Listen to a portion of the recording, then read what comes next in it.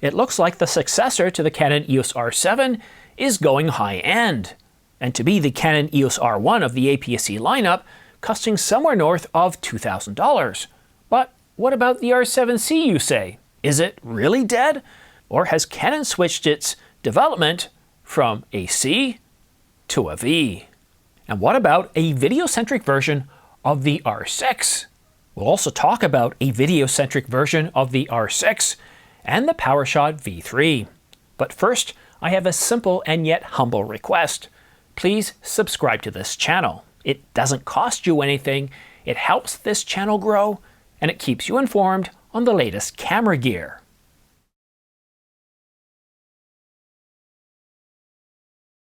With the announcement of the PowerShot V1 and Canon's new line of EOS RV cameras, we're reminded that Canon isn't done yet and that there's more to come. There will be at least 2 more cameras coming this year. We've already reported on the PowerShot V3, which we expect to see in Q4 of 2025. And based on the pre-orders that we saw on Wednesday, the PowerShot V1 got most of the interest by a 2-to-1 margin. The PowerShot V3, if done right, will grab more interest from the public and slow down the bleeding to Sony. At least, that's what Canon wants. But the announcements on Wednesday aren't the only tactic in Canon's lineup to stop the bleeding to Sony, to reinvigorate their affordable entry-level compact and APS-C cameras. Canon's got some other plans for 2025. On Wednesday, we very quickly learned that the EOS RV rumored to appear that day wasn't actually a camera, but a new line of cameras.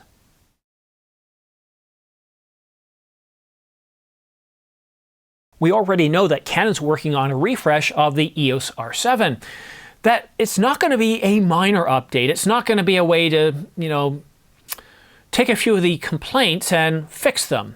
No, in fact, what Canon's going to do is they're going to take the R1 approach to the R7. They're going to treat it like a true flagship camera, a flagship camera of the APS-C line. Now, don't get worried. It doesn't mean it's going to cost anywhere near $6,000 or anywhere near $4,000. But we can probably expect the price to be anywhere over $2,000, but I can't imagine it going much higher than the R6 Mark III, which should be out by then. To be able to have a pro-level APS-C camera, that would be huge. For the longest time, Canon's treated, not just Canon, but Nikon, they've treated their APS-C line as more or less a stepping stone to where professionals really buy their cameras. But for wildlife photographers and other photographers doing sports, those are shooting in the daytime, in the bright sun, that aren't waking up dawn and dusk, an APS-C sensor is more than sufficient. And with that extra crop, does a very good job. So I'm happy to hear that they're taking a pro-level approach to this. Now, I don't know if it means dual CF Express Type B cards, but boy, would that be exciting, and I'd really love to see that. But we can at least expect one CF Express Type B card slot. And what about other capabilities? What about, well, throwing in the Digic X image processor, the Digic accelerator, allowing us to shoot at up to 40 frames per second, electronic, without any rolling shutter, having a readout speed of somewhere around 6 milliseconds. That's where I would like to see this camera. The Canon EOS R7, the flagship camera designed for photographers. But for videographers, the newly designed R7 might not have the same cachet. You see, they were hoping for a cinema version of the R7, with their hopes dashed in 2023 when they heard it was cancelled. Or was it? We think we're going to see a camera body that is more than just an evolution of the current EOS R7, and could be both an EOS R7 Mark II and an EOS R7V, making their way into the lineup very, very soon.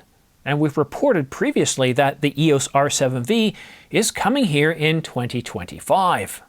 Sony isn't just killing it when it comes to compact cameras, compact APS-C cameras. The whole ZV line of cameras, from the ZV-1, the ZV-1F, the ZV-E10, the ZV-E10 Mark II, and I probably left out several other cameras. They're doing very well, which has gotten Canon to respond with the EOS RV line, with the EOS R50V, and of course the PowerShot V1. But Sony isn't just killing it in that segment, they're also killing it in, well, I wouldn't necessarily call them cinema cameras, but video-centric cameras in the FX3 and the FX30. The FX3 being their full-frame camera, and the FX30 an APS-C version of that same camera, with both continuing to do very well. The Canon EOS R50V is great for kids like my son who's turning 11 next month, or for those looking for a small and compact camera, delivering 15 frames per second stills and 6K oversample 4K for video. And it gives most people exactly what they need for both stills and video. It's a great starting camera. And I think that's exactly what the PowerShot V1 is, or more to say that the R50 and the R50V are. They're perfect starting cameras for somebody getting into the business or getting into cameras. But for serious production work, they won't do. We need something on the Canon side that's equivalent to the FX30 and the FX3, a full-frame and APS-C version of the R7 and possibly the R6. That would get an awful lot of attention. That would excite an awful lot of people. And I think it's due. I think it makes a lot of sense. And I'm surprised for the market leader, Canon, to have not addressed this for so many years. And I know what you're thinking, and the way Ryan's looking at me, he's giving me the same look. It took Canon up until 2020 to address all the Sony full-frame cameras that came before it. The R5 proved that Canon can compete in the space, and since the R5 has come out and continue with the R5 Mark II, they've dominated that segment. In fact, Sony has yet to announce a camera that truly competes against the Canon EOS R5 or the R5 Mark II in all its capabilities. The Nikon Z8 is the closest competitor. So if Canon is really on the game here, there's no reason why they can't do the same thing in the compact camera segment, starting with cameras like the R50V and then coming out with an EOS RV camera based off of the R7 and then maybe off the R6. That would be huge. And then for the PowerShot with the V1, come out with a V3 and then maybe a V5. Because there's a lot of demand for these compact cameras. Fujifilm with their X100V and now the VI have shown that if you develop right, if you produce a good solid camera at the right price point, it's going to do very well. I'm glad to see that Canon's woken up. I really enjoy the R5 Mark II. I shoot a lot of videos, so for me, it's a huge update over the Mark I. But then you might think, well, so you got rid of the Mark I, right? No, the Mark I. The Mark I is still the powerhouse of what I do. All of these videos are shot on the Mark I. And even on my live streams, I still use the Mark I alongside the Mark II.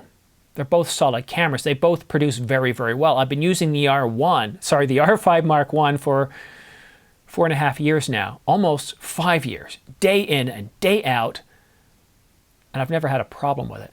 Well, okay, there were some issues that were fixed in firmware, the overheating, but you know what I mean. In terms of a camera that I can rely on that's dependable, I love the 5 series.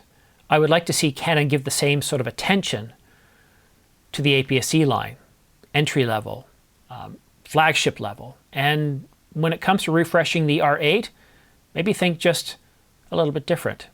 And the R6 Mark III, that is due to be announced very, very soon. So I'm really excited to see what potentially could come out. The R6 Mark III, according to Canon rumors, is supposed to be announced sometime late May. That's 1 month after we get the DJI Mavic 4 Pro announcement. So I'm really hoping that